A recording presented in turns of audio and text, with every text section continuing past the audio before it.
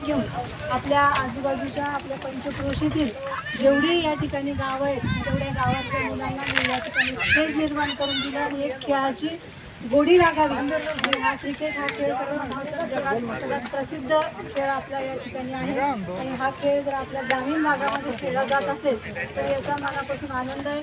खऱ्या अर्थाने हा खेळ खेळत असताना आपल्या मनामध्ये कल्पना असतात की याचे क्लासेस लावले तरच आपण खेळू शकतो, कोणी ट्रेनर असला तरच हा खेळ खेळला जाऊ शकतात, पण असं काही नसतं की क्लासेस असले ट्रेनर असले तरच हा खेळ खेळला जाऊ शकतो। मनातून जर माणसाला कुठल्याही गोष्टीची आवड असली तर ती आवड आपण या ठिकाणी सगळ्यांनी जोपासली पाहिजे आणि ती आवड जोपासून अशा वेगवेगळ्या प्रकारच्या स्पर्धा या ठिकाणी घेतल्या पाहिजे।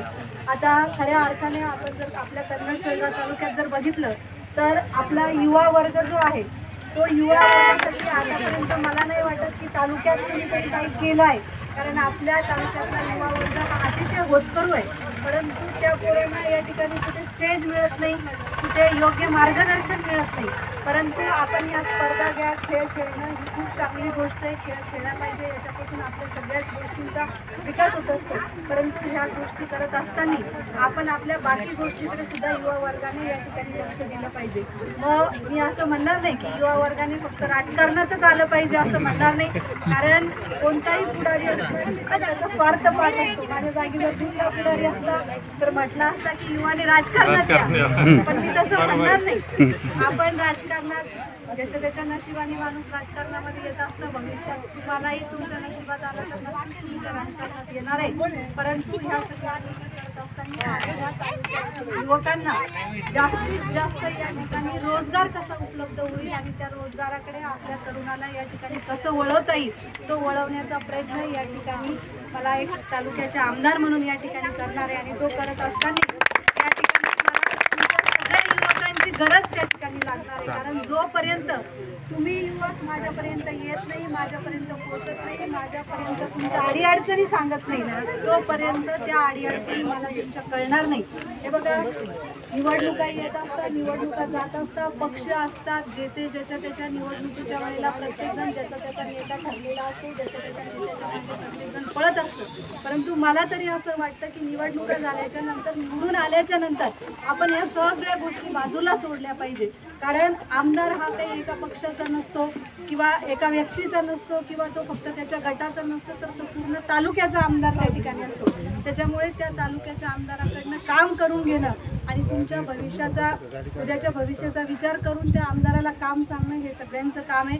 त्याच्यामुळे आपण इथे कोणी ज्यांनी मला मतदान केलेलं असेल तेही असतील, ज्यांनी नसेल केलेलं तेही असतील, त्याच्यामुळे तुम्हाला एकच संदेश आजच्या या क्रिकेटच्या स्पर्धेच्या दिवशी देते की मी माझ्याकडे कुठल्याही प्रकारचा भेदभाव नाही आहे।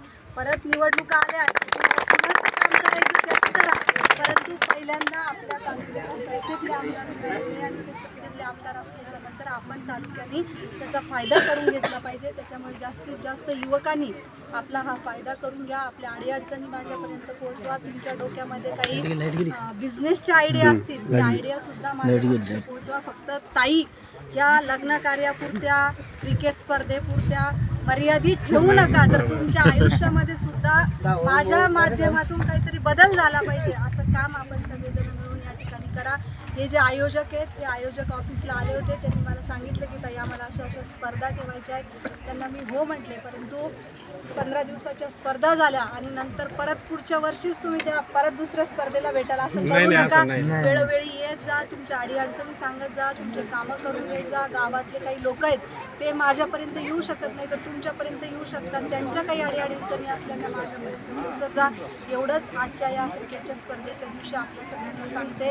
आणि ही जी स्पर्धा आहे त्याच्यात पहिलं कोणी येऊ दुसरं कोणी येऊ कोणीही या ठिकाणी नाराज होऊ नका, तुम्हाला खेळायला मिळतंय, ऊन खूप आहे तर संध्याकाळच्या किंवा सकाळची वेळ तुम्ही या ठिकाणी स्पर्धा ठेवा, मधल्या वेळामध्ये ठेवू नका। सगळ्या टीमला या ठिकाणी खूप शुभेच्छा देते आणि जर मला शक्य झालं तर परत बक्षीस वितरणाला येते।